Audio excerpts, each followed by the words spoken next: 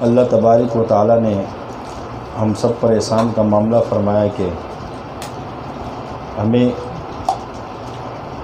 اس علاقے میں اللہ نے خانقاہ کو وجود دیا اور پھر روزانہ کی بنیاد پہ ماشاءاللہ سے ذکر کا حلقہ لگتا ہے خانقاہ میں، اجتماعی ذکر کا، اور ہفتہ واری بڑی محفل ہوتی ہے جس میں ساتھی دور سے بھی آتے ہیں، شرکت کرتے ہیں، یعنی ہم سب کا جمع ہونا اللہ کے ذکر کے لیے، اور اللہ کے ذکر سے ہم سب کے ایمان میں تازگی پیدا ہوتی ہے۔ جو ہمارے اندر کمی آ چکی ہوتی ہے ذکر کے اندر، معمولات کے اندر، جب مجلس کا حصہ ہم بنتے ہیں تو اللہ اس کمیوں کو بھی دور کر دیتا ہے اور اللہ بیٹری چارج کر دیتا ہے۔ یعنی ہم سب کا یہاں جمع ہونا اللہ کی رضا کے لیے، اللہ کے ذکر کے لیے، اور یہ ہمارے شیخ کا صدقہ ہے کہ اللہ نے ہمارے شیخ کے ذریعے سے پوری دنیا کے اندر خانقاہوں کو آباد کیا، خانقاہوں کو ذکر سے مزین کیا، اور مخلوق کی خدمت سے اللہ نے وابستگی رکھی۔ یہ اللہ نے ہم سب پہ بڑا فضل کیا۔ اب ہم اللہ کے اس فضل کو مان کر اللہ کی خوشنودی حاصل کریں، اور اس پہ اللہ کا جتنا بھی شکر کیا جائے وہ کم ہے کہ اللہ تبارک و تعالیٰ نے مجھے اور آپ کو جو نعمت دی ہے یہ سب سے بڑی عظیم نعمت ہے۔ اللہ مجھے اور آپ کو اس کا قدردان بنا۔ دیکھیں، انسان کو جب اللہ اپنے دین کے لیے قبول کرتا ہے تو یہ ساری بات قبولیت کی ہوتی ہے۔ یہ بات اس کی نہیں ہوتی کہ کوئی انسان اعلیٰ نسل کا ہوگا تو اللہ اس کو قبول کرے گا، کوئی پٹھان ہوگا تو اللہ اس کو قبول کرے گا، کوئی پنجابی ہوگا تو اللہ اس کو قبول کرے گا، کوئی مہاجر ہوگا، کوئی اردو بولنے والا، سندھی بولنے والا، بلوچ، عربی۔ تو میرے عزیز ساتھیو، ایسا نہیں ہے۔ اللہ پاک نہ زبان کو دیکھتے ہیں، نہ نسل کو دیکھتے ہیں، نہ اس کے مال کو دیکھتے ہیں، نہ اس کے علم کو دیکھتے ہیں، بس اللہ کا جس پر اپنا فضل ہو جائے۔ علم کو اگر دیکھا جائے تو بڑے بڑے علم والے پڑھے ہیں، بڑے بڑے مال والے پڑھے ہیں، دنیا کے خزانے ان کے پاس ہیں، لیکن جب اللہ کسی سے کام لیتا ہے تو نہ اس کے مال کو نہ اس کے علم کو دیکھا جاتا ہے، اللہ جس پر اپنا فضل کرتا ہے۔ اور جب انسان سے اللہ کام لیتا ہے تو اس کو طریقے بھی سکھا دیتا ہے۔ وہ کہتے ہیں نا کہ جس کو اللہ بادشاہت دیتا ہے، یعنی جس کو اللہ بادشاہ بناتا ہے، اس کو بادشاہت کے طور طریقے بھی سکھا دیتا ہے۔ جیسے کہ تبلیغ کا کام شروع ہوا، مولانا الیاس صاحب رحمۃ اللہ علیہ پر جب اللہ نے الہام کیا کہ ہم آپ سے کام لیں گے، خواب دیکھا، بڑے پریشان ہو گئے، اپنے مشائخ کے پاس خانقاہوں میں جاتے رہے،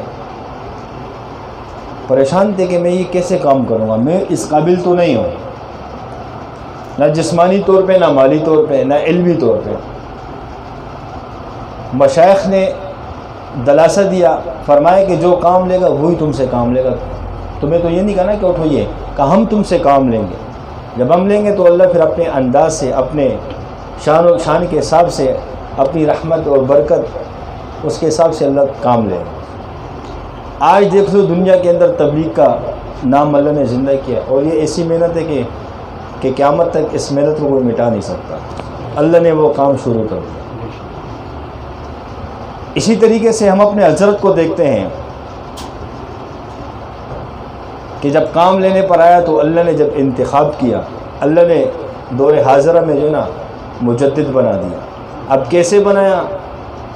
اللہ نے اپنے فضل سے، جب اللہ نے کام لینا تھا اور اللہ نے ایسے مرتبہ دینا تھا تو اس مرتبے کے حساب سے اللہ نے وہ علم بھی عطا کر دیا کہ جہاں بڑے بڑے مفتیان اکرام جو نا وہ کسی مسئلے میں پھنس جاتے ہیں، وہ ہمارے شیخ کی برکت سے وہ مسئلہ اللہ جو نا منٹوں میں حل کر دیتے ہیں۔ تو میرے عزیز ساتھیوں، اللہ جس سے کام لیتا ہے پھر اس کو طریقے بھی سکھا دیتا ہے۔ میں اور آپ کتنے خوش قسمت ہیں کہ اللہ مجھ سے اور آپ سے بھی کام لینا چاہتا ہے۔ ساتھی آگے ہو جائیں، پیچھے والے جو نا آگے ہو جائیں گے. اللہ پاک مجھ سے اور آپ سے بھی کام لینا چاہتا ہے، ہم اس کو پہچانیں.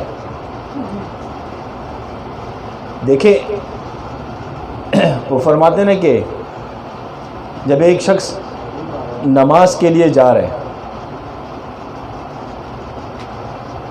ایک شخص نماز کے لیے جاتا ہے، نماز تو غیب ہے، کوئی یہ نہیں کہہ سکتا کہ میری نماز قبول ہے.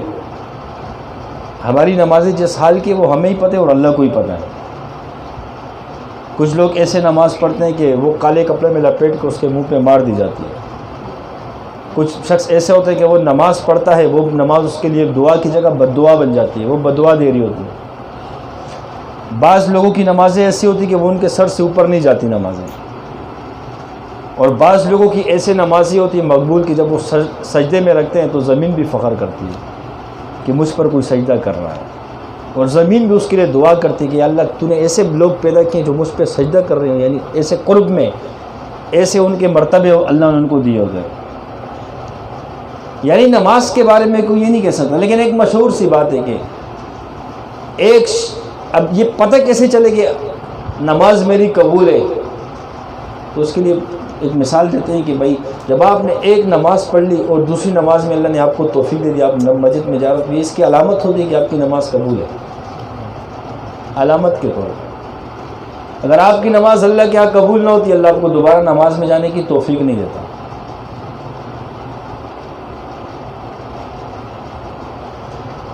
اور فرماتے ہیں نا کہ حدیث کا مفہوم ہے کہ انسان جب مسجد کی طرف چلتا ہے تو اللہ اس کو کتنی مرتبہ رحمت کی نگاہ سے دیکھتا ہے.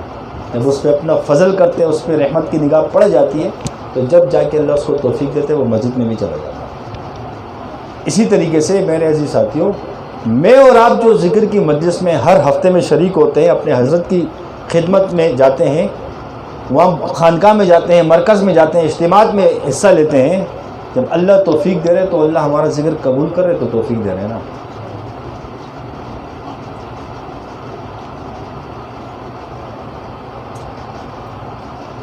ایسا ہے کہ نہیں؟ میرے عزیز ساتھیو، ہم شیطان کے اور نفس کی چالوں میں نہیں آیا کریں.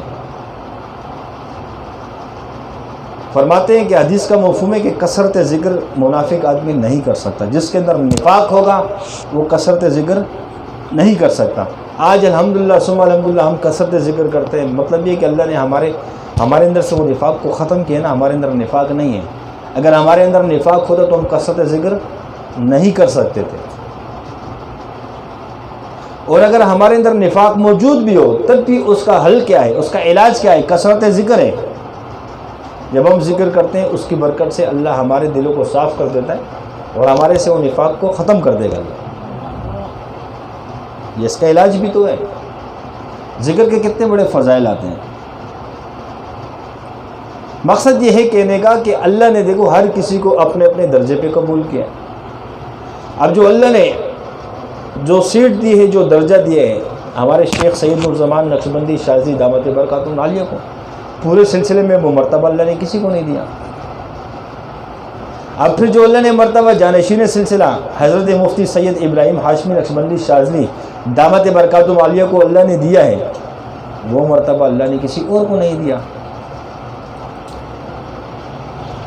یہی ہے نا. پھر اس طریقے سے نیچے ہم چلے جائیں. مقصد یہ ہے کہنے کا کہ دیکھو مرتبے اللہ نہ دیتا ہے اور کام اللہ لیتا ہے.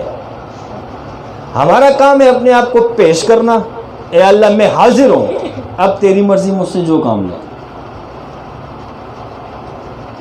مقصد سمجھ میں آ رہی بات ہے؟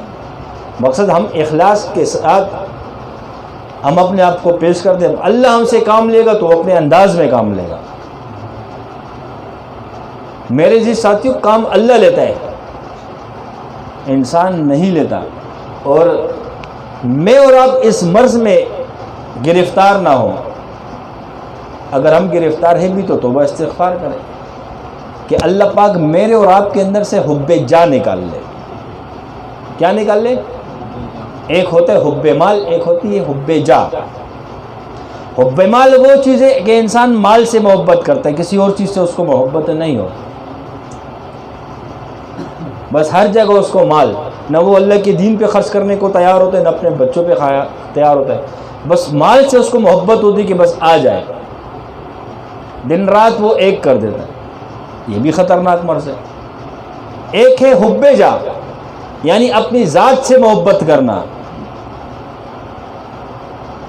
اللہ نے ایک شخص کو نعمتوں سے نوازا، اللہ نے اس پر اپنا فضل کیا، اب وہ شیطان کی چال میں ایسا آ جاتا ہے کہ اس کے اندر شیطان حب جا کا مرض پیدا کر دیتا ہے۔ کس کا؟ حب جا کا۔ یا تو ابلیس چلتا ہے، یا تو نفس کی چال چلتی ہے، اور شیطان اس پہ جب حب جا کا مرض پیدا کرتے ہیں تو اس کے اندر حب جا آ جاتی ہے۔ کیا آ جاتی ہے؟ اگر وہ کسی جگہ میری طرح بیان کرتے ہیں تو اس کا مقصد یہ ہوتا ہے کہ میری واہ واہ ہو، جب اس کی واہ واہ ہوتی ہے تو دو چاند لگ جاتے ہیں، اب جب واہ واہ نہیں ہوتی تو ناراض ہو جاتا ہے۔ یہ ہے حب جا، کہ اپنے آپ سے محبت ہو گئی ہے کہ بس میں جو کر رہا ہوں لوگ بھی میری تعریف کریں اور میری ہر جگہ تعریف ہوتی رہے۔ اور انسان کی پھر یہ سوچ ہوتی ہے کہ میں جو یہ کام اللہ اس سے کیوں لے رہا، یہ کام تم اللہ کو چاہیے کہ مجھ سے لے لے کام۔ یہ حب جا، کاش میں ادھر بیٹھا ہوتا یہ کام کر رہا ہوتا۔ مثال کے طور پہ ایک ڈاکٹر کے پاس مریض آتا ہے، اب اللہ نے اس کا علاج اس سے لکھا ہے، تو حب جا یہ ہوتی ہے کہ وہ بس یہ اسی میں وہ اپنے آپ کو دیمک کی طرح کھا رہا ہوتا ہے کہ اس کے پاس آیا یہ مریض تو میرے پاس آنا چاہیے تھا، اس کا علاج تو میں کرتا، اس کے سامنے میری واہ واہ ہو جاتی، اس کو پتہ چلتا کہ میں بھی علاج کرنے والا ہوں، لوگوں کو پتہ چلے کہ میں بھی علاج کرنے والا ہوں۔ یہ ہے حب جا۔ بھائی ایک ساتھی ہے، وہ یہ خدمت کر رہی ہے، خدمت تو میں کرتا، یا تو ڈیوٹی میری لگانی چاہیے تھی یا کسی اور کی لگا دی۔ یعنی حب جا کے اندر انسان کے اندر یہ مرض ہوتا ہے، وہ کہتے ہیں کہ بس میں ہی کام کروں اور میرا ہی نام ہو۔ اللہ پاک اس خطرناک مرض سے میری اور آپ کی اصلاح فرما دے، ختم فرما دے۔ یہ بڑا خطرناک مرض ہے حب جا۔ حب جا پھر انسان اپنے آپ کو معیار بنا لیتا ہے، پھر سامنے نہ اصول کو معیار بنایا جاتا ہے نہ اللہ کے طریقے کو۔ اب اللہ اپنے حساب سے کام لیتا ہے، اب وہ کیا اپنے آپ کو یہ حق سمجھنا، بس میں ہی ہوں اس کام کے قابل، یہ کام تو مجھے کرنا چاہیے، یہ کام تو مجھ سے لینا چاہیے۔ اس کے اندر اپنی چاہت آ جاتی ہے، یہ کام میں کروں میری واہ واہ ہو جائے گی۔ میرے جی ساتھیوں، حب جا یہ خطرناک مرض ہے، اللہ مجھے اور آپ کو اس سے اپنے حفظ و امان میں رکھ لے۔ اور اگر میرے اندر یہ مرض موجود ہے، اللہ سے دعا کرتا ہوں کہ اللہ اس مرض کو دور کر دے۔ اور اگر ہمارے ساتھیوں میں سے کسی کے اندر یہ مرض موجود ہے، اللہ تمام ساتھیوں سے اس مرض کو دور کر دے۔ اللہ پاک مجھے اور آپ کو، ہم سب کو اعلیٰ درجے کا اخلاص نصیب فرما۔ کیا نصیب فرما دیں؟ اخلاص نصیب فرما دیں، اور ایسا اللہ اخلاص دے دے کہ میں جب کسی اجتماعی عمل کے اندر ہوں یا کسی بھی دین کے کام کے اندر، کسی بھی مجلس کے اندر ہوں، تو میری نگاہ اپنی ذات پہ نہ جائے، میرے اندر حب جا کا مرض نہ ہو۔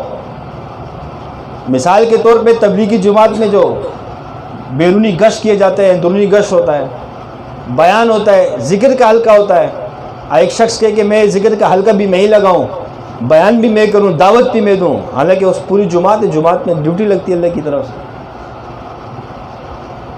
تو یہ مرض اللہ ہمارے دور کر دے، بلکہ ہم سب کا ذہن یہ ہو جائے کہ جو یہ کام ہونا چاہیے، کیا ہونا چاہیے؟ کام ہونا چاہیے۔ اب وہ اللہ کی مرضی، ہم اپنے آپ کو پیش کریں کہ اللہ میں نے اپنے آپ کو پیش کیا، تیری مرضی کہ تو کیا ڈیوٹی لینا چاہتا ہے۔ مثال کے طور پہ ہمارا جو سلسلے کا سالانہ اجتماع ہوتا ہے، ہم اپنے آپ کو بڑوں کے سامنے پیش کر دیں، ہم خدمت کے لیے تیار ہیں، باپ کی مرضی کی جہاں ڈیوٹی لگا دوں۔ اب بڑوں نے اگر میں سیکورٹی میں لگا دیا، مطبخ میں لگا دیا، کسی جگہ، لیکن اپنے اندر چاہتے نہیں ہونی چاہیے کہ میں تو اس کے لائق نہیں ہوں، مجھ سے تو یہ خدمت لینی چاہیے، مجھے تو یہاں ہونا چاہیے، حب جائے۔ یا وہ فلاں جگہ کی ڈیوٹی جو وہ لگی وہاں تو مجھے ہونا چاہیے تھا، یہ کیسے آ گیا، یہ کام تو مجھے کرنا چاہیے۔ بس وہ یہ مرض اتنا خطرناک ہے میرے ساتھی کہ پھر بندے کے اندر میں آ جاتا ہے کہ بس میں اور میں اور میں۔ اللہ اس مرض سے ہم سب کی حفاظت فرمائے، ہمارے اندر ایسا اخلاص ہو کہ ہم اپنے آپ کو پیش کریں۔ دین کا ماحول ہے، اللہ کے دین کے لیے ہم نے اپنے آپ کو پیش کیا، اب یا اللہ تیری مرضی ڈیوٹی لے آنا لے. بلکہ اگر ڈیوٹی کسی کی لگ جاتی ہے کسی جگہ پہ کسی بھی خدمت میں، ہونا تو یہ چاہیے کہ انسان دل ہی دل میں اللہ کی طرف متوجہ ہو جائے. اے اللہ تو نے میری یہ ڈیوٹی تو لگا دی، میں اس قابل نہیں ہوں، میں اس کا اہل نہیں ہوں، میرے اندر یہ قابلیت نہیں ہے کہ اس ڈیوٹی کو میں پورا کر سکوں، لیکن یہ اللہ ڈیوٹی لگ چکی، اب میں انکار نہیں کر سکتا. میں اپنے بڑوں کا انکار کروں گا تو یا اللہ یہ مجھے زیب نہیں دیتا. اے اللہ تیری طرف سے ڈیوٹی لگ گئی ہے، یا اللہ مجھے یہ ڈیوٹی قبول ہے، اور یا اللہ تو میری مدد فرما اور میرے اندر آسانی پیدا فرما. پھر دیکھو اللہ کی مدد آتی ہے کہ نہیں آتی. اور دل کے اندر جو نا اور فکر مند ہو، یا اللہ مجھ سے اچھے طریقے سے یہ ڈیوٹی لے لے، میری اس ڈیوٹی کی وجہ سے کسی کو تکلیف نہ پہنچے، کسی کو شکایت کا موقع نہ ملے، کوئی ناراض نہ ہو جائے، اور اے اللہ مجھ سے کوئی کوتاہی نہ ہو جائے. دل کے اندر اللہ سے مناجات شروع ہو جائے. ہونا تو یہ چاہیے. میرے جی ساتھیوں، ہمارا کام ہے اپنے آپ کو اللہ کے سامنے پیش کرنا. اللہ نے جہاں جس ساتھی کی جو ڈیوٹی لگا دی، مثال کے طور پہ ایک جماعت ہے، جماعت کا ایک امیر ہوتا ہے یا 10 امیر ہوتے ہیں؟ ایک مثال دے رہا ہوں، جماعت کے امیر کتنے ہوتے ہیں؟ اب جماعت 12 بندوں کی، امیر ایک ہے. اب 12 بندوں میں سے ہر بندے کی یہ چاہت ہو کہ امیر میں بن جاؤں، یہ ہو سکتا ہے؟ تو لہٰذا جو ڈیوٹی لگ گئی، جس کو امارت مل گئی وہ اس پہ راضی ہو جائے، اور جس کو امارت مل گئی ہے وہ اللہ کا شکر ادا کرے. یا اللہ تو نے ذمہ داری دے دی، میں اس قابل نہیں ہوں اس ذمہ داری کو پورا کرنے والا، لیکن یا اللہ تو نے مجھ پر یہ بوجھ ڈال دیا، یا اللہ تو اب میری مدد فرما، اس کے اندر مجھ سے کوتاہی نہ ہو. یہ بات سمجھانے کے لیے ایک بات کرو. اور اگر 12 ساتھیوں کی جماعت ہے، اس کے اندر ایک مامور ہے، تو وہ دل کے اندر کہ یا اللہ تو میری مدد فرما، فلاں میرا امیر بن چکا ہے، یا اللہ میں امیر کی بے اکرامی نہ کر جاؤں. کیونکہ یا اللہ آپ کی حدیث، آپ علیہ الصلوۃ والسلام کی حدیث ہے، جس نے امیر کی اطاعت کی اس نے اللہ کے رسول صلی اللہ علیہ وسلم کی اطاعت کی، جس نے امیر کی اطاعت نہیں کی اس نے اللہ کے رسول صلی اللہ علیہ وسلم کی اطاعت نہیں کی، اور جس نے آپ علیہ السلام کی اطاعت نہیں کی اس نے اللہ کی اطاعت نہیں کی. اے اللہ مجھے تو اطاعت کرنے والا بنا دے. یعنی مقصد یہ ہے کہنے کا کہ جس ساتھی کی جو خدمات اللہ لے رہا ہے ہم سب سے، اور جس ڈیوٹی میں ہم مصروف ہیں، ہم اس کے اندر اللہ کو نہ بلا بیٹھیں، اپنے ذات کی پت نہ چلے جائیں. کیونکہ اگر ہم اپنے ذات میں پڑ گئے نا تو پھر نقصان ہو جائے گا. میں جو ادھر بیٹھ کے بات کر رہا ہوں، ایک مثال کے طور پہ یہ میری ڈیوٹی ہے، یہ کوئی شہرت کے لیے نہیں ہے، کوئی اس کے لیے نہیں ہے. اگر ایسی دل میں آ بھی جاتی ہے تو مجھے بھی چاہیے اپنی اصلاح کرے. یا اللہ آج میں بیٹھا ہوں، شہرت کی تما گئی دل کے اندر، یا اللہ اس کو مرض کو دور کر دو. یا اللہ دل میں واہ آ گئی کہ اتنے سارے لوگ سامنے بیٹھے ہوتے ہیں، یا اللہ اس مرض کو دور کر دے.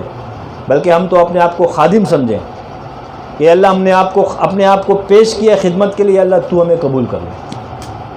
اور یا اللہ اگر تو نے ہمیں قبول نہیں کیا اور ہماری خدمت کو قبول نہ کیا، اور اس کے اندر کوئی ریا آیا، کوئی دکھلاوا آیا، تو یا اللہ ایسا نہ ہو کہ قیامت کے روز وہ پکڑ کا سبب بنے، پکڑ کا ذریعہ بنے. یا اللہ تو ہمیں معاف کر دے. میرے عزیز ساتھیوں، ہم اپنے طور پہ اپنی اصلاح کی خود بھی کوشش کریں. ریاکاری جو ہے یہ شرک خفی ہے. کیا ہے؟ مثال کے طور پہ اگر میں یہاں پہ بیٹھ کے بھی بات کر رہا ہوں، میرے دل کے اندر یہ ہو کہ میں مخلوق کے لیے کر رہا ہوں، کہ ان کے سامنے ان کی نظر میں معتبر بن جاؤں، ان کی نظر میں اچھا بن جاؤں، تو یہ ریا ہو گیا، دکھلاوا ہو گیا. اور ریا کسی اور کے لیے عمل کرنا اللہ کی ذات کو ہٹا کر یہ شرک میں چلا جائے گا. یہ شرک خفی ہے. کیا ہے؟ تو میرے عزیز ساتھی خطرناک بات ہے. میری نیت کیا ہو؟ یا اللہ تیری رضا کے لیے بیٹھا ہوں، جو تو نے ڈیوٹی لگائی ہے، یا اللہ تو میری بھی حفاظت فرما، سب کی حفاظت فرما. بات کرنے والا بھی محتاج اور سننے والے بھی محتاج، پر وہ ذات کسی کی محتاج نہیں ہے. میرے جی ساتھیوں، اس طریقے سے نہ ہمارے دل کے اندر کسی قسم کی ریا ہے، نہ دکھلاوا ہے. یہ بڑے خطرناک مرض ہوتے ہیں. اللہ مجھے اور آپ کو ریا سے بچا دے۔ حضرت فرماتے ہیں کہ شہرت، عورت اور مال، یہ تین چیزیں بڑی خطرناک ہیں۔ اس میں حضرت فرماتے ہیں کہ ہمارا کوئی شاگرد اس مرض کے اندر مبتلا نہ ہو۔ یہ تین جو مرض ہیں، اللہ اس سے ہمیں اپنے حفظ و امان میں رکھے۔ اس کے ساتھ پھر بدگمانی ہو گئی، اس سے بھی اللہ میں حفاظت میں رکھیں۔ میرے جی ساتھیوں، ہم نے جو عمل کرنا ہے اللہ کی رضا کے لیے، کس کے لیے کرنا ہے؟ اللہ کی رضا کے لیے۔ حضرت علی رضی اللہ تعالیٰ عنہ ایک جنگ کے دوران ہاتھ میں تلواریں، یہودی کو جب نیچے پھینکا گیا تو حضرت علی رضی اللہ تعالیٰ عنہ سینے پہ بیٹھ گئے اور تلوار نکالی گردن کو اڑانے کے لیے۔ اس یہودی نے کیا کیا کہ آپ رضی اللہ عنہ کے چہرے پہ تھوک پھینکا۔ حضرت علی رضی اللہ تعالیٰ عنہ اسی ٹائم اس کے سینے سے اتر کے چھوڑ دیا اس کو۔ تو وہ یہودی آیا، کہا مجھے کیوں چھوڑا آپ نے، حالانکہ آپ کی تلوار میری گردن پہ۔ فرمایا آپ رضی اللہ عنہ نے فرمایا کہ جب میں تجھے قتل کر رہا تھا اس وقت میں صرف اللہ کے لیے قتل کر رہا تھا کہ اللہ کے دین کا دشمن ہے، لیکن جب آپ نے میرے چہرے پر تھوک پھینکا، یعنی تم نے جب چہرے پہ تھوک پھینکا، میرا اپنا ذاتی غصہ شامل ہو گیا، لہٰذا اب اللہ کی رضا ختم ہو گئی، میرا اپنا ذاتی غصہ شامل ہو گیا، اور میں یہ نہیں چاہتا کہ میں ذاتی غصے کی وجہ سے آپ کو قتل کروں، اس وجہ سے آپ کو چھوڑوں۔ یعنی صحابہ جو تھے وہ ایسے احتیاط کرتے تھے، اللہ کی رضا کو پکڑتے تھے۔ آج میں اور آپ بھی اللہ کی رضا کو پکڑ لیں۔ میرے جی ساتھیوں، ہمارے اندر ریا ختم ہو جائے، یہ تسبیح کسی کے سامنے چلانا اور دل میں یہ تمو کہ لوگ یہ کہیں کہ یہ ذکر کر رہے، ذاکر ہے، یعنی یہ اپنی شہرت ہو جائے، لوگ یہ کریں تو یہ بھی ریا ہے کہ نہیں؟ اور اگر ایک شخص تسبیح ہاتھ میں پکڑ کے ذکر کرتا ہے، اس کو مزہ آتا ہے، اللہ کا ذکر کرتے ہوئے اس کو سرور ملتا ہے، اور سامنے سے کوئی شخص آتا ہے، اپنے رشتہ دار یا غیر کوئی بھی آتا ہے، اور وہ یہ سوچ کے تسبیح جیب میں رکھ دیتے کہ یار فلاں شخص کیا سمجھے گا کہ یہ ذکر کر رہا ہے، یہ بھی ریا ہے۔ کیوں؟ جب آپ نے تسبیح اٹھائی اور ذکر اپنے لوگوں کو دکھانے کے لیے، یہ بھی ریا ہو گیا، اللہ کو چھوڑ کر لوگوں کو دکھا رہے ہو۔ اور جب آپ تسبیح اٹھا کے اللہ کا ذکر کرے، اللہ سے رابطوں میں کنیکشن جڑا ہوا ہے، اور مخلوق سامنے آیا اس کے ڈر کی وجہ سے کہ یہ کیا کہے گا، آپ نے دل جیب کے اندر تسبیح رکھ دی، یہ بھی ریا ہو گیا، آپ نے اللہ کو چھوڑ کے اس کو دیکھ لیا۔ لہذا تسبیح جب چلائیں، ذکر کریں، مثال دے رہا ہوں میں، تو یہ نہ کسی کی وجہ سے تسبیح، نہ کسی کو دکھانے کی وجہ سے، اور نہ کسی کی خوف کی وجہ سے جیب میں رکھنی ہے، اللہ کی رضا کے لیے ذکر کرنا۔ کس کے لیے؟ اور تسبیح کو چلانا۔ یہ تو ایک مثال دی، مثال کے طور پہ کہ ہمارا جو بھی کام ہو صرف اللہ کی رضا ہو۔ اگر ہم نے اللہ کو سامنے رکھا اور اللہ کی رضا کو پکڑا تو ہدایت، پھر اخلاص والے ہدایت کے چراغ ہیں، اخلاص والے ہدایت کے چراغ ہیں۔ حدیث کا مفہوم ہے کہ ایک شخص نے اخلاص کے ساتھ، بغیر کسی دکھاوے کے، بغیر کسی شہرت کے طمع کے، بغیر کسی کے اپنی واہ کے، چھوٹا سے عمل کیوں نہ کیا ہوں، اللہ کی رضا کے لیے چھوٹا سے عمل۔ ایک مثال بھی دی گئی ہے چھوٹے سے عمل کی کہ کھجور کے دانہ یا اس کے تھوڑا سا توڑ کر کسی کو دے دے، لیکن دل میں کیا ہو، اللہ کی رضا ہو، جیسے کسی کو دے دیا بہت پہاڑ سے زیادہ اللہ اس کو اجر دے گا۔ یعنی اس سے چھوٹا سے کھجور کا دانہ، اس کا ٹکڑا دے دیا، لیکن ایسا ہے کہ اللہ کے یہاں کہ اس سے احد کا پہاڑ لوگوں کو دے دیا۔ کیوں؟ اخلاص کی وجہ سے اس کی نیکی کا اجر بڑھ گیا۔ حدیث کا مفہوم ہے کہ قیامت کے روز اللہ پاک کسی کے اعمال کو گنیں گے نہیں کہ اس نے 50 مرتبہ جو ہے نا 2 رکعت پڑھی ہے نفل کی، 1000 مرتبہ قرآن ختم کیے، اللہ تعداد کو نہیں دیکھے گا۔ قیامت کے روز تو اللہ اخلاص کو دیکھے گا کہ اس عمل میں اخلاص کتنا تھا۔ عثمان غنی رضی اللہ تعالیٰ عنہ، آپ علیہ الصلوۃ والسلام اس طرف چہرہ کر کے اعلان فرماتے ہیں اللہ کے راستے میں کیا پیش کرو گے؟ حضرت عثمان بن عفان رضی اللہ عنہ کان میں فرماتے ہیں یا رسول اللہ 200 گھوڑے اور اتنا سامان اور اتنا مال غنیمت، اتنا مال. آپ علیہ الصلوۃ والسلام اس طرف چہرہ کر کے فرماتے ہیں جہاں یوں اس طرف بیٹھے ہیں صحابہ. عثمان غنی رضی اللہ عنہ کان میں آ کے پھر فرماتے ہیں. آپ علیہ الصلوۃ والسلام سامنے اشارہ کر کے پھر کان میں، اس طریقے سے پیچھے سے چاروں طرف سے آپ علیہ الصلوۃ والسلام جب صدا لگاتے ہیں عثمان غنی رضی اللہ عنہ مال پیش کر رہے ہوتے ہیں تبوک کے موقع پر. اور عمر فاروق رضی اللہ تعالیٰ عنہ فرماتے ہیں کہ آج میں ابو بکر صدیق رضی اللہ تعالیٰ عنہ سے نیکیوں میں بڑھ جاؤں گا. اور جتنا مال ہے اس کا آدھا گھر پہ چھوڑا اور آدھا آپ علیہ الصلوۃ والسلام کی قدموں میں ڈال دیا. فرمایا یا رسول اللہ آدھا حاضر ہے، آدھا چھوڑ کے.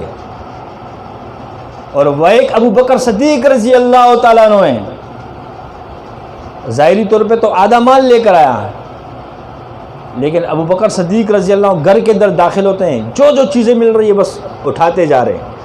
حتیٰ کہ ایسے دیوار میں انگلی مارتے گئے کہ اس میں کوئی سوئی تو نہیں، سوراخ میں سوئی ملی، سوئی بھی اٹھا کے ڈال دی. جیسے دروازے سے باہر نکلنے لگے چہرے پہ کپڑا لگا، جیسے ہم لوگ پردہ ڈالتے ہیں، پردے کو کھولا، اس سے اپنا ستر ڈھانکا اور اپنے کپڑے بھی اتار دیے. کہا یہ بھی کسی مجاہد کے کام آ جائیں گے. کپڑے بھی اتار کے ڈال دیے. اب دیکھنے کے حساب سے تھوڑا سے مال ہے. عمر فاروق رضی اللہ عنہ اپنے مال کا آدھا لایا. عثمان غنی رضی اللہ عنہ کتنے گھوڑے دے دیے اور کتنا مال دیا. اور جب کپڑا باندھا پھر اس کو کپڑے کو جوڑنے کے لیے ببول کے کانٹے اتار کے وہ اس سے سیا، یعنی بند کیے، جوڑ بند کیے. آپ علیہ الصلوۃ والسلام کی خدمت اقدس میں حاضر ہوئے. فرمایا رسول اللہ یہ لے کر آیا ہوں. اب دیکھنے کے حساب سے تو تھوڑا ہے لیکن اخلاص کے حساب سے کتنا ہے. آپ علیہ الصلوۃ والسلام نے سوال بدل دیا. یہ نہیں پوچھا کتنا لے کر آئے ہو، فرمایا عمر کیا لے کر آئے ہو. فرمایا یا رسول اللہ آدھا چھوڑ کے آدھا لے کر آؤں. ابو بکر کیا لے کر آئے ہو. فرمایا یا رسول اللہ گھر کے اندر اللہ اور اللہ کے رسول کو چھوڑ کے آئے ہوں، باقی سب کچھ لے کر آئے ہوں. اسی وجہ سے یہ اخلاص تھا. اللہ نے فوراً جبرائیل علیہ السلام کو اتارا زمین پہ. جبرائیل امین بھی آئے، اسی طریقے سے چادر پہنے میں ببول کے کانٹے لگے ہوئے، اور سلام پیش کیا آپ علیہ الصلوۃ والسلام کو. اور پھر فرمایا کہ اللہ کی طرف سے ابو بکر کو بھی سلام پیش کرنے ہیں.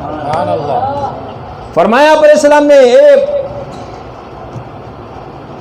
جبرائیل امین سے، اے جبرائیل یہ کیا لباس پہن کر آیا. فرمایا آج ابو بکر صدیق رضی اللہ عنہ کی یہ ادا اللہ کو اتنی پسند آئی کہ اللہ نے عرش پہ فرشتوں کو بھی آج یہی لباس پہنایا. اخلاص دیکھو. اور اللہ نے اس کا نتیجہ کیا دیا دنیا کے اندر کہ جبرائیل امین کو بھیجے جا رہے سلام کہنے کے لیے. اور جبرائیل امین کو کون سا لباس پہنایا اللہ نے، اور اللہ نے عرش پہ فرشتوں کو کون سا لباس پہنایا. کس وجہ سے؟ مال زیادہ تھا، اخلاص کی وجہ سے. کس کی وجہ سے؟ میرے عزیز ساتھیوں ہمارے عمل کے اندر اخلاص آ جائے. یہ ساتھی ویڈیو بنا رہے اللہ کی رضا کے لیے، جو خدمت والے ابھی خدمت کریں گے اللہ کی رضا، کسی کو دکھانے کے لیے نہیں، امیر کو یا استاد کو دکھانے کے لیے نہیں کہ یہ خوش ہو جائے، نہیں، مجھ سے میرا اللہ خوش ہو جائے. کون خوش ہو جائے؟ مجھ سے میرا اللہ خوش ہو جائے. خانقاہ آتے کسی کو اپنے آپ کو دکھانے کے لیے نہیں کہ میں بھی خانقاہ کے ساتھ جوڑتا ہوں، اللہ کی رضا کے لیے. کس کے لیے؟ یہ سوچ کر یا اللہ خانقاہیں تیرے یا اللہ خانقاہیں تیرے لیے محبوب جگہیں ہیں، تیری محبوب جگہ میں جا رہا ہوں جہاں پہ تیرا ذکر کیا جاتا ہے. شرابی کو محبوب جگہ کیا ہوتی ہے؟ میخانہ. ذاکر کو کے لیے محبوب جگہ اس کے لیے خانقاہ ہے. بھائی شرابی کو اچھی جگہ کون سی لگتی؟ میخانہ نا، جہاں شراب کا دور چلتا ہے، شراب چل رہا ہوتا ہے، اس کے لیے سب سے بڑی محبوب جگہ ہوتی ہے وہی ہوتی ہے. اسی طریقے سے جو اللہ والوں کے نام کی پیتے ہیں ان کے لیے ان کی محبوب جگہ کیا ہے؟ خانقاہیں. یا اللہ میں تیرے محبوب جگہ جہاں پہ تیرا فضل ہوتا ہے، جہاں پہ تیرے فرشتوں کا نزول ہوتا ہے، جہاں پہ تیری تجلیات کا نزول ہوتا ہے، تیری رحمتوں کا، یا اللہ میں اس جگہ جا رہا ہوں تیری رضا کے لیے اور تیرے ذکر کو کرنے کے لیے. کس کے لیے؟ اور انسان جب اللہ کی رضا کے لیے کوئی کام کرتا ہے تو اس کا صلہ پھر مخلوق سے نہیں مانگتا، اللہ سے مانگتا ہے. کس سے مانگتے ہیں؟ اللہ سے مانگتے ہیں. مثال کے طور پہ میں کسی کے یہاں نوکری کرتا ہوں، کسی کے لیے کام کر رہا ہوں، اس کا صلہ مجھے وہ دے گا نا، بھائی پیمنٹ دے گا، سیلری دے گا، دیہڑی دے گا، کچھ تو دے گا نا. اور جب وہ نہیں دے گا تو پھر میں لڑ بھی سکتا ہوں اس سے، جھگڑ بھی لیتا ہوں اس سے. لیکن جب ہم اللہ کے لیے آتے ہیں، اللہ کے رضا کے لیے، اللہ کو حاصل کرنے کے لیے اور اللہ کو راضی کرنے کے لیے آتے ہیں، تو پھر جب کسی ساتھی کی بات پھر ہمیں کیوں بری لگتی ہے؟ پھر تو ہونا یہ چاہیے اللہ تیری رضا کے لیے آیا ہوں، محبوب جگہ پر آیا ہوں، فلاں سامنے والے کا رویہ مجھے ٹھیک نہیں لگا، لیکن میں اس کے رویے کے لیے نہیں آیا ہوں، نہ اس کی بات کے لیے آیا ہوں، میں تیرے لیے آیا ہوں یا اللہ، یہ کچھ بھی بولے میں تیرے لیے آیا ہوں۔ کیا خیال ہے؟ تو پھر ہمارے گلے ختم۔ ہاں اگر میں آیا ہوں کسی کو اپنا آپ دکھانے کے لیے، تو پھر تو میں گلے کروں گا کہ میرے ساتھ تو فلاں ہو گیا، ڈمکلاں ہو گیا، اور یہ ہو گیا اور وہ ہو گیا، یہ اس طرح کر رہے وہ اس طرح کرے۔ میرے عزیز ساتھیوں، ہم نے جاننا ہے اللہ کی رضا کے لیے۔ کس کے لیے؟ اللہ کی رضا کے لیے۔ انسان جب اللہ کی رضا کو حاصل کرتا ہے تو اس کو تکلیفوں میں بھی مزہ آنے لگتا ہے، اور تکلیفیں آتی ان پر ہے جو اللہ کی رضا کے لیے آتا ہے۔ جو شیطانی کرنے آتے ہیں، شرارت کرنے آتے ہیں، ان پہ تکلیفیں نہیں آتی ہیں، وہ تو مزے لوٹ کے چلے جاتے ہیں، وہ تو مفاد حاصل کر کے چلے جاتے ہیں۔ تکلیفیں تو آتی ان پہ ہیں جو اللہ کی رضا کے لیے آتے ہیں۔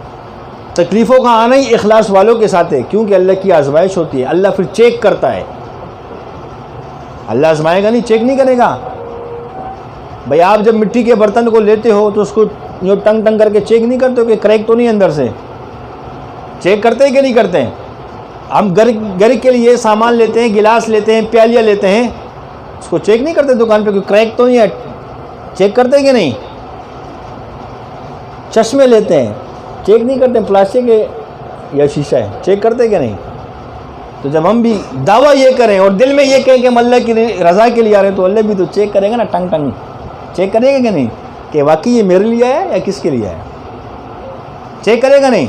اب وہ اللہ کی مرضی ہے، براہ راست کسی اور کے ذریعے سے چیک کرائے، کوئی کسی کو سامنے کھڑا کر دے، یا گھر والوں میں سے کسی کو سامنا کر دے، چاہے وہ تمہیں تانے دینے کی شکل میں ہو، چاہے وہ تم سے لڑنے کی شکل میں ہو، چاہے وہ تجھ سے بیس بازی کے شکل میں ہو، چاہے چلتے پھرتے گلی میں کوئی کھڑا کرتے کہ تو کیا کر رہے بھائی، تسبیحات میں پکڑی ہوئی کیوں اتنا کرتا ہے؟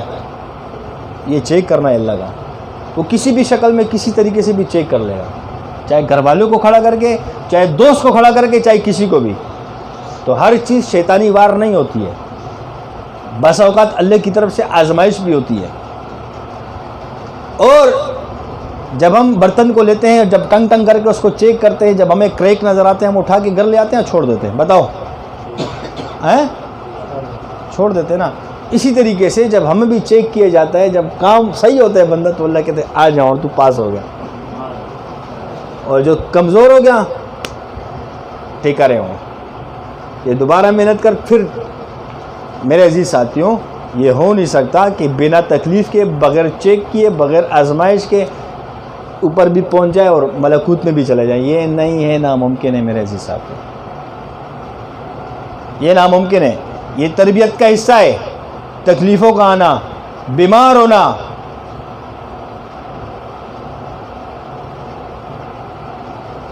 یہ اس کا حصہ ہے، تربیت ہے یہ۔ اب تو چاہتے کہ میں یہاں سے ٹرین میں بیٹھوں پشاور جاؤں، اور تو چاہتے کہ میرے کپڑے پہ گرد و غبار بھی نہ لگے، یہ تیری خام خیالی ہے، یہ ناممکن ہے۔ تو چاہتے کہ میں ٹرین میں جاؤں اور میرے گھر کی طرح مجھے باتھ روم ملے، یہ تیری خیال ہے، حقیقت نہیں ہے۔ اگر تجھے ٹرین میں سفر کرنا ہے، پشاور پہنچنے، تو اس کے ٹرین کے اندر جو باتھ روم ہے وہاں جانا پڑے گا، تجھے گھر والا نہیں ملے گا یہاں۔ اب تو چاہتے کہ میں پشاور جاؤں، گھر پہ جس طرح زمین پہ دسترخوان لگا کے ٹیبل پہ کھانا کھاتا ہوں، گرم گرم کھانا پیش ہوتا ہے سامنے، جا کے بیگم، بہن، بیٹی جو بھی سامنے کھانا رکھتی ہے، پانی رکھتی ہے، ٹھنڈا مزاج کے مطابق۔ اب تو چاہتے کہ میں پشاور تو ٹرین میں سفر کر رہا ہوں، جا رہا ہوں، اور مجھے اسی طریقے سے کھانا مل جائے گا، یہ تیرا خیال ہے۔ جب پشاور جاؤ گے تو تھوڑی تکلیف برداشت کرو گے۔ اسی طریقے سے جس گاڑی میں، ذکر کی گاڑی میں سوار ہو چکے ہو، اب جب منزل تک پہنچنے کے لیے، جنت کے 8ویں دروازے تک پہنچنے کے لیے تھوڑا گرد و غبار تو آئے گا نا۔ یہ ناممکن ہے میرے عزیز ساتھیوں کہ تم چاہتے ہو کہ ہم واٹر پروف کی طرح چلے بھی جائیں اور آ بھی جائیں، ہمارے بال پہ دھول مٹی بھی نہ لگے۔ یہ اپنے ذہنوں سے نکال دو، یہ نہیں ہو سکتا۔ بیماری بھی آ سکتی ہے، آزمائش بھی آ سکتی ہے، لیکن اللہ سے عافیت مانگنی ہے، بیماری نہیں مانگنی ہے اللہ سے، اللہ سے تکلیف نہیں مانگنی ہے، پریشانی نہیں مانگنی ہے، اللہ سے عافیت مانگنی ہے۔ لیکن یہ چیزیں اس کا حصہ ہے میرے جی ساتھ میں۔ بار بار آ کے مجھے کانوں میں نہیں بولا کرو، پھر بدگمان ہو جاتے ہیں ساتھی آ کے۔ میرے عزیز ساتھیوں، جب ہم ذکر کرتے ہیں، اتنی باتیں سنتے ہیں، پھر بدگمان کیوں ہوتے ہیں؟ جب پتہ بھی کہ ہمارے راستہ ہی ہے یار، یہاں سے ہم ندی جاتے ہیں، ندی جاتے ہوئے ہم پہ کتنا گرد و غبار لگ جاتا ہے۔ ہمیں جنت کا 8واں دروازہ بھی چاہیے، اور بالکل جیسے سوٹ میں ہم گھر سے نہا دھو کے نکلیں، بس نہ بال ہمارے اس طرح ہوا میں اڑے، نہ مٹی لگے، نہ گرد و غبار ہے، کچھ نہیں، ہم ویسے ہی پہنچ جائیں۔ ایسا نہیں ہے میرے عزیز ساتھیوں۔ ایسا کرنا ہوتا تو اللہ کو سب سے زیادہ محبوب انبیاء علیہ الصلوۃ والسلام ہے۔ اللہ اپنے نبیوں کو تکلیفوں میں نہیں ڈالتا، آزمائش میں نہیں ڈالتا۔ آدم علیہ الصلوۃ والسلام جس سے اللہ نے انسانیت کی ابتدا کی ہے، کیسی 40 سال بیگم سے دور، اماں ہوا سے، کتنے سال؟ اور پوری دنیا میں رو رو کے گھومتے رہے۔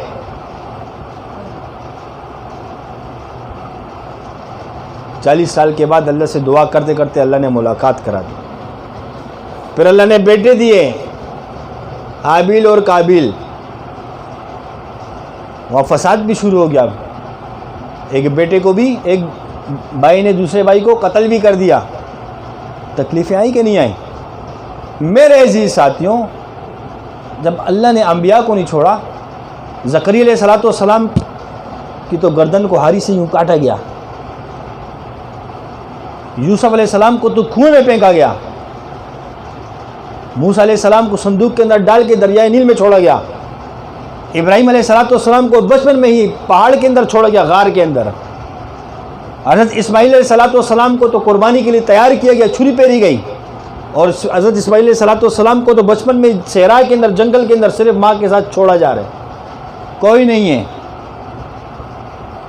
اور آپ علیہ الصلوۃ والسلام جو اللہ کے محبوب ہے، امام الانبیاء ہے، آپ علیہ الصلوۃ والسلام کو تو آزمائش پیدائش کے ساتھ ہی آزمائش، جیسے آپ علیہ الصلوۃ والسلام دنیا میں تشریف لائے، والد صاحب موجود نہیں ہیں، یہ کم باتیں۔ جاؤ جن کے والدین نہیں ہیں ان سے پوچھو کہ والد کیا ہوتا ہے۔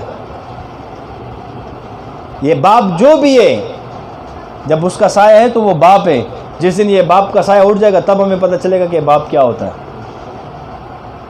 باپ چاہے ضعیف کیوں نہ ہو، چلنے پھرنے کے قابل نہ ہو، چارپائی پہ پڑا ہو، لیکن انسان کو آسرا ہوتا ہے کہ میرے اوپر ہاتھ ہے، میرے باپ موجود ہے۔ لیکن جب اللہ وہ سایہ لے لیتے نا، پھر جا کے پوچھے ان سے جن کے والدین نہیں کہ باپ کیا ہوتا ہے۔ ہم اپنے نبی کی زندگی پہ غور کریں، آپ علیہ الصلوۃ والسلام اللہ کے محبوب ہے۔ اگر کوئی ساتھی یہ گمان کرتا ہے کہ میں اپنے شیخ کا محبوب ہوں، اپنے استاد کا محبوب ہوں، تو مجھے یہ آزمائشیں مجھ پر نہیں آئیں گی بلکہ مجھے راحت ملے گی، یہ غلط ہے، بلکہ اس پہ تو زیادہ تکلیفیں آئیں گی۔ آپ علیہ الصلوۃ والسلام تو اللہ کے زیادہ محبوب ہے۔ آپ علیہ الصلوۃ والسلام جب دنیا میں تشریف لائے تو کیا والد صاحب دنیا میں موجود نہیں ہیں۔ پھر چھوٹی سی عمر میں اللہ نے والدہ کو بھی لے لیا، اپنے پاس بلا لیا۔ پھر آپ علیہ الصلوۃ والسلام کی پرورش اپنے چچا نے کی، ابو طالب نے۔ بتاؤ، والد بھی نہ ہو، پھر اللہ نے والدہ بھی لے لی 6-7 سال کی عمر میں۔ جاؤ ذرا ان سے پوچھو جن کے ماں باپ نہ ہو اور چھوٹے بچے ہو۔ پھر آپ علیہ الصلوۃ والسلام نے جب نبوت کا اعلان فرمایا، اور آپ علیہ الصلوۃ والسلام نے جب اعلان کیا، حق کی طرف بلانا شروع کیا، جو ڈیوٹی لگی اللہ کی طرف سے، وہ جب ڈیوٹی شروع کی تو پتھر تو آنا شروع ہوں گے نا۔ سب سے پہلے پتھر ابو لہب نے اٹھا کے مارا۔ میرے عزیز ساتھیوں، وہیں سے تکلیفوں کا دور مزید شروع ہو گیا۔ پھر آپ علیہ الصلوۃ والسلام کے طائف کے قصے کو دیکھ لیں کہ آپ علیہ الصلوۃ والسلام دل کے اندر ہمدردی لے کر گئے، اللہ کے دین کو رکھ کے لے کر گئے کہ یہ طائف کے لوگ بڑے بڑے سردار، یہ معزز سمجھے جاتے ہیں، مہمان نواز سمجھے جاتے ہیں، شاید ان کے اندر کوئی ایمان قبول کر لے، ان کی آخرت بن جائے۔ اور جب سردار ایمان قبول کر لیں گے، اس کی قوم پوری اسلام میں داخل ہو جائے گی۔ یہ محبت، یہ جذبہ، یہ ہمدردی لے کر آپ علیہ الصلوۃ والسلام گئے۔ آپ علیہ الصلوۃ والسلام کے ساتھ وہاں کیا ہوا؟ آپ علیہ الصلوۃ والسلام کے پیچھے نوجوان لوگوں کو لگا دیا گیا۔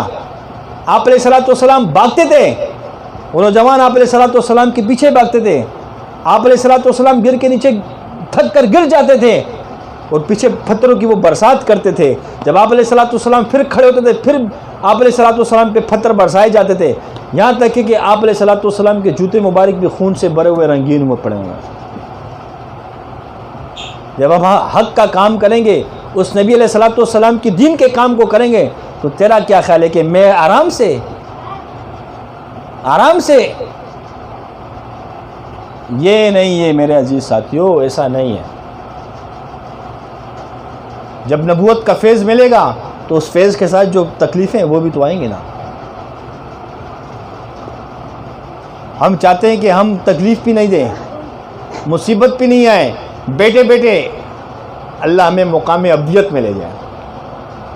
بس کسی جگہ جانے کی ضرورت نہیں ہے, گھر پہ بیٹھے رہیں, کرسی پہ بیٹھے رہیں, اور وہیں سے جو نا مقام ابدیت میں بھی پہنچ جائے. نفس ہمارا مطمئنہ ہو جائے, قلب پہ ملکوت کا سفر شروع ہو جائے, اور جبروت میں ہم داخل ہو جائیں, اور لاہوت میں اللہ سے باتیں کریں. ایسا نہیں ہے. اس کے لیے رگڑے ہیں, تکلیفیں ہیں. اور یاد رکھنا کہ انسان جب تکلیفوں پر صبر کرتا ہے تو اللہ غیرت والی ذات ہے. کون سی ذات ہے؟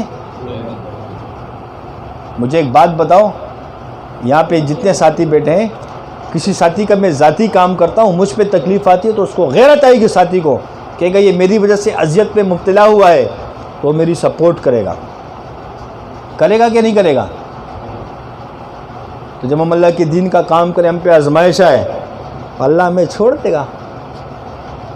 یہ نہیں ہو سکتا, یہ ہو ہی نہیں سکتا. آزمائش ضرور آئے گی, تکلیف ضرور آئے گی, لیکن اس سے اللہ نکالیں گے. اب یہ آزمائش کا آنا, تکلیفوں کا آنا, یہ ترقی کے لیے. کس کے لیے؟ ترقی کے لیے. جب انسان کو جب ترقی ملتی ہے تو پھر اس کو آگے ترقی ملتی ہے نا, آزمائش آتی ہے. مثال کے طور پہ ایک شخص پولیس کے اندر سپاہی ہے, کیا ہے؟ اب وہ سپاہی بھرتی ہونے کے لیے 9 مہینے ٹریننگ کرتا ہے کہ نہیں؟ رننگ بھی کرتا ہے, پی ٹی بھی کرتے ہیں, وزن بھی اٹھاتے ہیں, بھاگتا بھی ہے, ان سے درخت بھی لگوائے جاتے ہیں, بیلکوں میں بھی سوتے ہیں, 9 مہینے گھر سے بھی دور رہتے ہیں, ہے کہ نہیں؟ سپاہی اس کرسی کو حاصل کرنے کے لیے, اس وردی کو حاصل کرنے کے لیے 9 مہینے آزمائش میں گزرتے ہیں کہ نہیں؟ پھر جب اس پہ وردی اس کو مل جاتی ہے, اس پروسیس سے, تربیت کے وقت سے گزر گیا ہے. پھر اس کے بعد جب یہی ہماری آزمائش ہے, جب ہم فیض نور پڑھتے ہیں, یہ وہ سمجھو, یہ وہ حصہ سمجھو, یہ وہی تربیت ہوتی ہے. تکلیفوں کا آنا, پریشانیوں کا آنا, شیطان کے وسوسوں کا آنا, یہ وہی حصہ ہے میرے عزیز ساتھیوں. اور پھر جب انسان کو وردی پہن لیتا ہے, جب اس کو اجازت مل جاتی ہے, اس کے بعد جب تکلیفیں آتی ہیں, اب یہ کیوں آتی ہے؟ کیونکہ اب تو سپاہی تو بن چکا, اب جب یہ ہیڈ کانسٹیبل بنے گا تو اس کے لیے پھر اس کو ٹیسٹ دینا پڑے گا, دوبارہ ٹریننگ دینی پڑے گی. تو پھر یہ جب ٹریننگ میں جاتے, پھر جو پہلے ٹریننگ تھی اس سے زیادہ ہیوی ٹریننگ ہو جاتی ہے. پھر تو کم ہوتی, وہ تو 9 مہینے تھی, پھر یہ 3-4 مہینے کی ٹریننگ ہے. لیکن جو اس کو اسٹار ملنے والا ہے اس کے حساب سے ٹریننگ ہے, پھر یہ ٹریننگ کرتا ہے. اسی طریقے سے پھر جب اس کو وہ مل جاتی ہے وہ عہدہ, پھر اس کے بعد جب یہ ایس آئی کے لیے جاتا ہے, پھر یہ کورس کرتا ہے. پھر یہ 9 مہینے سال کا کورس ہوتا ہے. پھر اس عہدے کے مطابق اس کو سکھایا بھی جاتا ہے کہ آپ کو ایک پھول تو دیا جائے گا, لیکن آپ FIR کاٹ سکتے ہو کہ نہیں کسی پر. پھر اس کو بچایا جاتا ہے کہ آپ ایس آئی بن گئے ہو, آپ بڑے کیسوں کی FIR تو نہیں کاٹ سکتے ہو, آپ ٹھیلے والی کی FIR کاٹ سکتے ہو, اب سپاہی نہیں کاٹ سکتا. یہاں اس کو پہلے اتنے پروسیس سے گزار کر, آزمائش سے جا کر اس کو ٹریننگ دی جاتی ہے, اس کی تربیت کی جاتی ہے. پھر جب اس کو پھول لگ جاتے ہیں, پھر اس کو اختیارات بھی دے دیے جاتے ہیں. اسی طریقے سے میرے جی ساتھیوں, ہم جب آتے ہیں تکلیفوں کے اندر, مصیبت کے اندر, یہ اس تربیت کا حصہ ہے. ہم اس سے پریشان نہ ہوا کریں. یہ تربیت کا حصہ ہے. اسی کے بعد تو اللہ پھر مرتبے دیتے ہیں. یاد رکھنا, انسان پہ تکلیفوں کا آنا, مشکلات کا آنا, یہ اس کی ترقی کا ذریعہ ہوتا ہے. کس کا ذریعہ ہوتا ہے؟ لیکن یہاں پھر 2 راستے, کیونکہ شیطان کو تو پتہ ہے, شیطان یہاں بدگمانی وسوسے ڈالنا شروع, اس کو پتہ ہے کہ اس کو آگے ترقی ملنے والی ہے, وہ اس کو ایسے بدگمان کر دیتا ہے کہ یا تو یہ ترقی پا لیتا ہے یا تو بیچ میں سے چھوڑ جاتا ہے.